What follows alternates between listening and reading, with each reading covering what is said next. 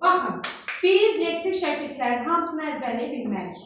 Amma qrammatik şəkilçilər əzbərləyə bilərik. Onlar azdır, çox yerdə işlənsələr də. Yəni, belə deyək də, onların adı çəkilmir, amma əsas idarəçi bunlardır, qrammatik şəkilçilər. Ona görə onları yazmışam. Harada hansı qrammatik şəkilçilər var? İsimdə cəmdir, labilərdir, haldır bilirsiniz, hallar şəkilçiləri, mənsubiyyətdir bilirsiniz. Sifətli dərəcə şəkilçilər var. Zaten bu hal mənsubiyyət var, bu hamısında olur, görürük biz onları.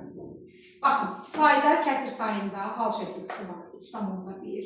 Sonra zərfin özündə cəm şəkilçisi olub, axşamlar hava sərin olur. Sonra aşağıda, yuxarıda hal şəkilçisi var.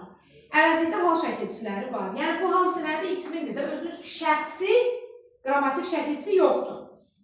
Sonra feildə inkarlıqdır, müamilədir, zamanlı indiki keçmiş gələcək zaman, feilli şəkillər əmrdir, vacibdir, lazımdır. Bax, qrammatik məna növləri var, məlum, məhsul, şəxsiz. Onların şəkilçiləri leksikdir. Onu bura yazmamışam. Hissəciklərdir, idi, imiş, isə, feilli, sifət, feilli, bağlama, məsələ. Bunların şəkilçiləri qrammatikdir və 6 əsas nitq hissəsinə qoşulan, həmçinin qoşmaya da qoşulur.